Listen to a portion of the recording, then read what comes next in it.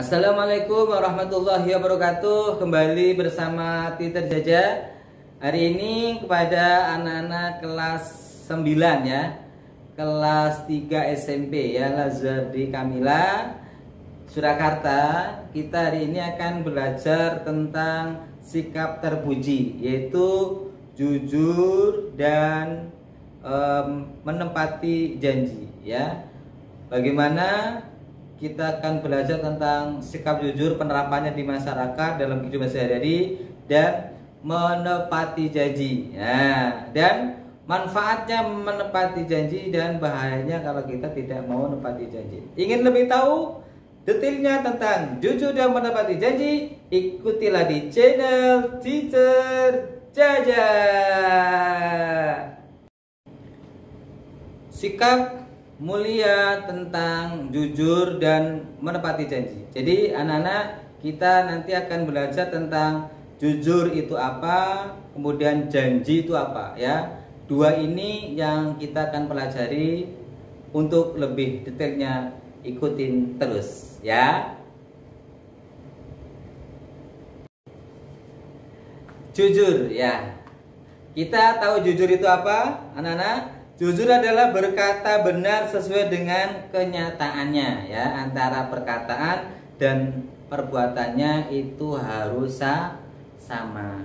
Nah, penerapannya bagaimana? Ketika kita berjalan kaki mungkin ya, di jalan menemukan dompet. Nah, ini penting gitu. Yang isinya surat-surat penting dan uang. Ya, ini segera mengembalikan ke pemiliknya. Ini contohnya penerapan ya, penerapan sifat jujur. Dan yang lain, anak-anak bisa gali tentang contoh-contoh yang lain kaitannya dengan sikap jujur. Oke? Yang kedua adalah tentang janji. Nah, ini anak-anak sering berjanji tidak? Ya, apalagi kalau kita lihat ya, seorang pemimpin biasanya kalau dilantik janji, ada suruh menepati janji, ikrar dulu ya. Anak-anak jadi seorang pramuka juga disumpah, dijanji biasanya toh. Atau mungkin jadi ketua OSIS juga sama ya. Biasanya dijanji, ada ikrar, ada janji dulu ya. Begitu juga ketika kenaikan jabatan ya, jadi tentara polisi pun itu ada janjinya. Nah, kita harus tahu janji itu apa ya. Jadi janji itu adalah ucapan seseorang kepada orang yang lain yang menyatakan kesediaan dan kesanggupan untuk berbuat. Nah, ini penting. Jadi kalau janji kita udah ngucapin ya, kemudian kita menjanjikan, jadi kita mestinya harus wajib melaksanakan isi janji itu ya. Kemudian penerapannya bagaimana janji ini dalam kehidupan sehari-hari ya. Ketika kita, ini contoh ya, ketika kita mendapatkan undangan rapat OSIS. Nah, undangan rapat OSIS, undangan mungkin temennya ya, ada rapat atau undangan mungkin pengajian ya, kalau di dekat masjid ada IRMAS, Ikatan Remaja Masjid, atau mungkin ada undangan alumni ya, bisa jadi undangan perlombaan. Nah, ini ya, ketika ada undangan, kita udah menjanjikan ingin datang ya, sudah menjanjikan ingin datang menghadiri undangan tersebut.